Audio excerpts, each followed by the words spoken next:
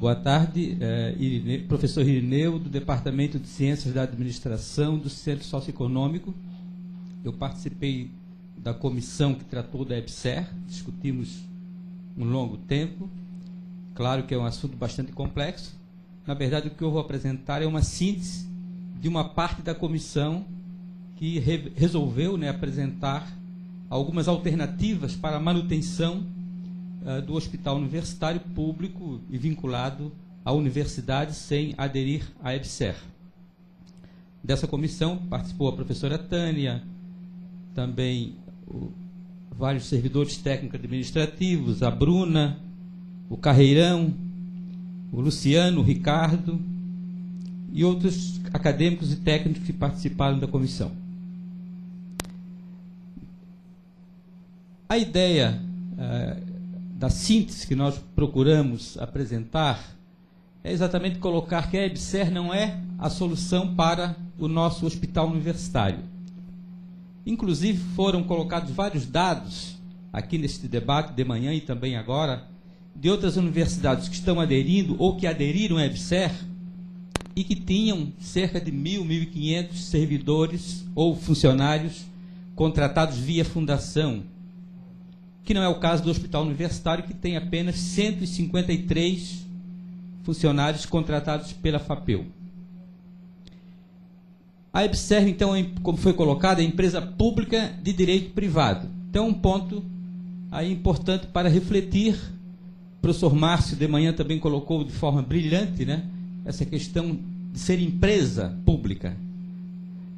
Quando falamos em empresa pública, estamos falando exatamente de trabalhar questões econômicas, estratégicas, que o governo desenvolve através de iniciativas empresariais, que naturalmente não é o caso da saúde. E esse é o motivo pelo qual existe uma ação no Supremo Tribunal Federal questionando a EBSER como inconstitucional, colocando que ela é inconstitucional porque fere exatamente todo o arcabouço jurídico da Constituição, sem discutir a questão da autonomia universitária, mas pelo fato de tratar na dimensão de empresa.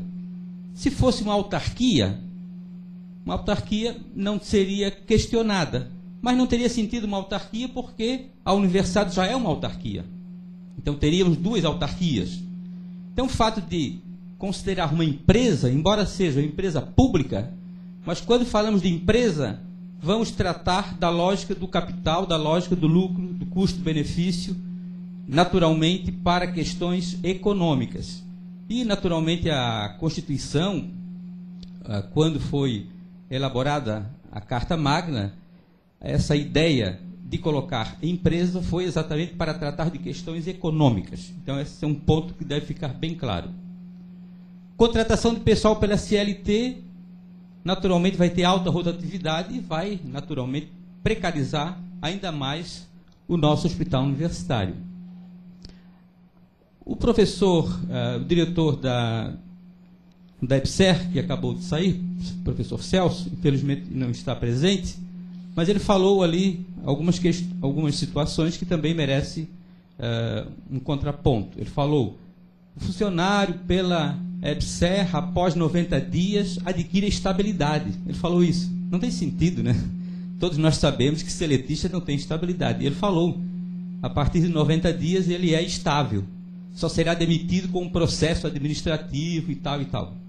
Poxa, isso não é verdade, não pode. Eu até fiquei ali me coçando, mas não quis interromper. Isso aí é lamentável, digamos assim, uma pessoa experiente fazer uma observação dessa natureza. Menor relação funcionário por lei, vai acontecer naturalmente, porque vai dar a dinâmica da CLT, a dinâmica da empresa, a dinâmica da dimensão custo-benefício. A desvinculação do hospital universitário da UFSC, naturalmente, e entra na ideia que é tão discutida, que é a questão que fere a autonomia universitária. O hospital universitário ele faz parte da estrutura da UFSC, que é aprovada pelo Estatuto e pelo Regimento Geral, que tem aprovação no Conselho Nacional de Educação. Então, como pode, digamos assim, uma lei ordinária tirar um pedaço da universidade? Realmente não tem nenhum sentido. A adesão da EBSER depende da UFSC. A lei não obriga. Como eu falei inicialmente, nós temos 153 apenas funcionários da FAPEU. Por esse temos 1.300 servidores técnico-administrativos da área da saúde aqui no Hospital Universitário. Então, vamos aderir à EBSER em função de 153 contratados via FAPEU? Realmente não tem sentido, né? Até porque não vai resolver o problema. Esses 153 são funcionários da FAPEU que estão aqui no Hospital Universitário. E entrando a EBSER, eles farão um concurso. Se forem reprovados, não entrarão, naturalmente, né? E tem toda a questão aí das indenizações e tal. É uma situação que a universidade criou também em razão de políticas equivocadas dos governos anteriores, que também não abriram um concurso e forçou os dirigentes dos hospitais universitários, dos reitores, a entrar nesta, digamos assim, nesta disfunção administrativa. Então é bom colocar, a lei não obriga. Foi colocado várias vezes, agora é uma política de Estado porque foi aprovada no Congresso Nacional. Mas a lei diz o seguinte, cada universidade decide se vai aderir ou não. O governo, o Estado, digamos assim, até deveria ter, se estivesse trabalhando, ou digamos assim, se existisse uma discussão franca, naturalmente ele teria interesse que algumas universidades não aderissem, até para fazer um laboratório, um estudo, e comparar os dois modelos e, no futuro, adotar, então, uma política mais, digamos assim, com mais experiência, uma política mais segura para os hospitais universitários. Ensino, pesquisa e extensão, naturalmente, terão também muitas deficiências, sofrerão naturalmente, que é exatamente o esteio, né, da universidade, né, o ensino, a pesquisa e a extensão. Aí essas empresas, toda a dimensão, a LDB fala, a universidade tem gestão democrática. Aí a professora da Universidade do Maranhão falou, o reitor indica o superintendente escolhe lá os seus colaboradores e pergunta para a EBSER se está bom, se aceita, tal. Isso não condiz com a estrutura ou com a cultura das universidades. É realmente uma política, uma decisão de cima para baixo que não condiz com a dimensão acadêmica, a dimensão universitária. Verbas do REUF continuarão sendo repassadas independentemente da EBSER. O REUF veio antes da EBSER. O que é o REUF? Assim como nós tivemos o REUNE para a graduação, nós temos o REUF para os hospitais universitários. E o REUF, como foi colocado aqui pela manhã, pela professora Maria, naturalmente ele mandou fazer uma reestruturação dos hospitais do ponto de vista estrutural e do ponto de vista também na dimensão humana. E a universidade fez. Só que em seguida veio a lei da EBSER e naturalmente, digamos assim, quebrou esse planejamento do próprio governo. E o governo, através de uma portaria, manda para a EBSER exatamente as atribuições de um decreto. Então, realmente, existe uma série de disfunções jurídicas que poderão ser questionadas. O HU continuará sendo vinculado ao orçamento da União. Como foi falado em vários momentos, o hospital universitário, ele sendo um órgão do governo federal, da universidade, ele vai continuar tendo vínculo com o governo federal. E, naturalmente, tanto a lei de diretrizes orçamentárias como também a lei do orçamento anual, ela vai naturalmente manter o hospital universitário, tanto via EBSER como via autarquia, via universidade. Obrigado.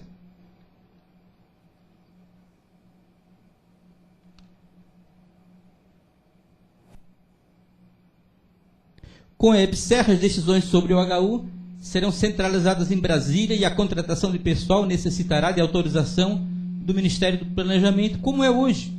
Então, vai também existir esta centralização em Brasília. Pior ainda, se o governo entende que a universidade não tem condições de administrar o HU, ele vai criar uma empresa centralizada em Brasília para administrar todos os hospitais universitários. Então, vai ser muito mais ainda centralizada a decisão. nas universidades que já aderirem à EBSER, têm mostrado sua incapacidade para resolver os problemas dos HUs. Então, nós vimos vários exemplos que foram colocados, vários exemplos que situações de concurso, situações de que não atendeu exatamente a necessidade ou a situação, a especificidade da universidade, a EBSER. Então, problemas que estão surgindo com a implantação da EBSER, que não é, naturalmente, a solução. Porque a EBSER não é a solução para o HU. Fere a autonomia universitária, custeio idêntico, os recursos são todos da União, aumenta os custos administrativos pela criação da EBSER com suas filiais, né? A questão do pessoal também vem dos recursos públicos e, novamente, ali, a EBSER não é compulsória. Alternativas para manter o hospital universitário 100% público e pelo SUS. Exigir do governo federal o cumprimento de um decreto que tem, citado ali, que exatamente é o Banco de Equivalência, que fala o seguinte: a partir de 2010, que foi denominada mini autonomia universitária, a partir de 2010, as universidades têm autonomia para a contratação de servidores técnico-administrativos. No primeiro momento foi só de docentes, e no segundo momento para os técnicos administrativos. Então, todas as saídas, vacância, aposentadoria, qualquer saída, a universidade tem autonomia para contratar sem pedir licença ao Ministério. Isso existe e é praticado em parte. Mas o Ministério do Planejamento, o Ministério da Educação, enfim, procuram complicar um pouco burocraticamente, com código de vagas, enfim, de uma certa forma, inibe e não acontece na prática o que deveria acontecer, que seria o seguinte: poderíamos fazer um concurso, inclusive como cadastro reserva, e à medida que sai o médico da emergência, no dia seguinte chamaremos o concursado pelo RJU. Então, na verdade, essa ideia de descaracterizar a gestão pública e colocar que a empresa privada é que soluciona o problema, naturalmente é uma disfunção e não condiz com as próprias finalidades da universidade. Negociar com o MEC por meio do ANDIFES. De fato, o ANDIFES está exatamente alheia a todo este processo. A ANDIFES é a Associação Nacional dos Dirigentes das Universidades Federais ou das Instituições de Ensino Superior. A ANDIFES está, digamos assim, alheia a todo o processo. Isso é grave, né? Em outros momentos, um assunto desta natureza, a ANDIFES estava defendendo as universidades. Atualmente, a ANDIFES funciona como uma assessoria do MEC, parece, porque ela não se manifesta defendendo a autonomia universitária. Então, negociar a autorização para a contratação dos profissionais na área da saúde, utilizando o artigo 37 da Constituição Federal, que diz o seguinte, que é possível contratar, em situações especiais, fazer o contrato temporário, que é utilizado hoje já para professores substitutos. Então, poderia também utilizar este mecanismo para o pessoal da área da saúde, que seria uma forma de contratações rápidas. Reposição dos cargos vagos anteriores a 2010, não considerados pelo Banco de Equivalência. Quando foi feita aquela conta do Banco de Equivalência e foi delegado à universidade para preencher as vagas, foram desconsiderados o passivo, ou seja, a situação anterior a 2010. Então, precisaria uma negociação das reitorias com o MEC, com o Ministério do Planejamento, para repor estas vagas. A transposição dos cargos extintos, naturalmente, pelos cargos que estão agora na nova lei da política ou do plano de carreiras dos servidores do HU. Então, seria o caso de identificar o número de cargos que foram extintos e negociar essa transferência por cargo de técnico de enfermagem, de médicos, enfim, fazer esse trabalho, essa negociação junto ao governo federal. Autorização para a contratação de pessoal para atender novas necessidades do HU, em razão de expansões necessárias, né? Naturalmente, providenciadas pelo próprio governo federal. Temos aqui a área de queimados que o governo federal, digamos assim, possibilitou a construção. E como que o governo federal constrói a área de queimados e não autoriza a abertura de concurso? Isso, inclusive, é um ato que merece um processo administrativo pela autoridade que é como um prefeito que constrói uma ponte e termina na metade. Começa a construir um prédio e não termina. Então, se investiu na parte estrutural, tem o dever constitucional de também contratar o pessoal da área da saúde necessária para atender, e não dizer que precisa ser agora via empresa EBSER. Finalizando, então, os recursos para o pagamento de pessoal dos hospitais universitários deverão ser assegurados pela LDO, a Lei de Diretrizes Orçamentárias, e pela a Lei de Orçamento Anual, com base na Constituição Federal. Não tem nada de novo. Isso é apenas o governo cumprir a sua função constitucional. As universidades, então, têm o direito e o dever constitucional de exigir do MEC a realização de concursos públicos para a contratação de pessoal e também a qualificação, que é tão falada, que pessoal que não tem pessoal qualificado, que tem toda essa descaracterização da gestão.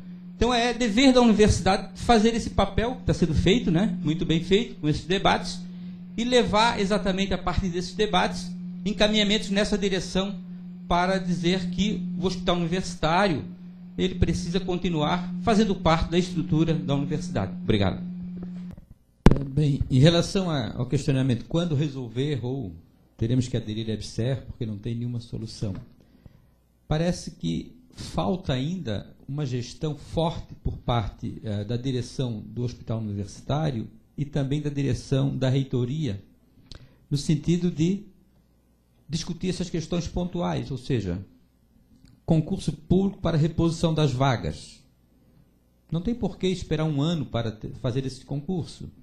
O que a Glória coloca, vão se aposentar 120, aí depende do Congresso autorizar. Não, não depende. A universidade tem autonomia para preencher todas as vagas sem ouvir o MEC e também o Ministério do Planejamento.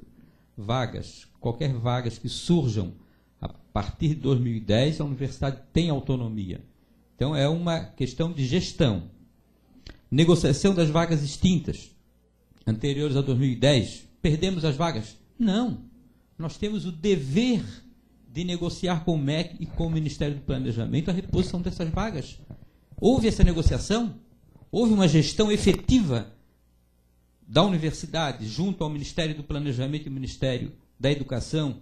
Uma gestão efetiva, forte, com argumentações, fundamentações, um documento bem fundamentado, e o Ministério devolveu respondendo não? Sabemos que não houve. Plantões que o Rodrigo coloca, o diretor da EBSER colocou que era ilegal. Não é ilegal. Plantões pode-se pagar horas extras, adicional noturnos, então não é ilegal. Então não podemos ficar colocando. Também colocar a CLT, agora tem um discurso, a CLT é igual ao RJU. Pronto. Meu Deus, não é igual, né? A CLT não é igual ao RJU. Estamos aqui discursando que é igual. O governo está implantando a EBSER somente para implantar o regime seletista. Somente. Porque as outras questões, foi bem colocado aqui, as outras questões de estrutura, não é o caso. O caso que está dificultando, de fato, é a contratação de pessoal. E o governo está jogando. E nós temos que fazer a nossa parte. A questão dos 120 aposentados, já falei. Os 120 aposentados, no meu entendimento, a universidade poderia se antecipar.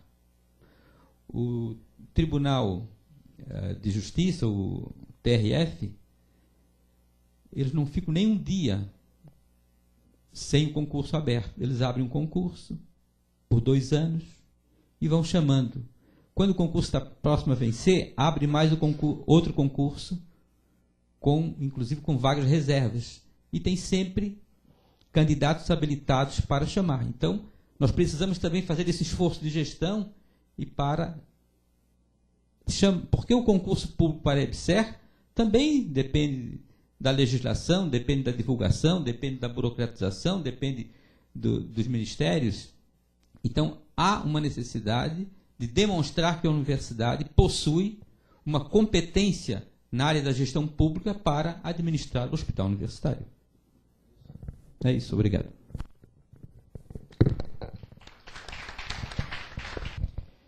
Bem, em relação às colocações dos nossos colegas, as perguntas, basicamente daria para respondê-las, digamos assim, a questão da estrutura do HU, a questão do RJU, a questão... A EBSER vai resolver daqui a 10 anos. Outra colocação, a questão também de 20% do pessoal do HU está afastado por motivo de saúde, enfim.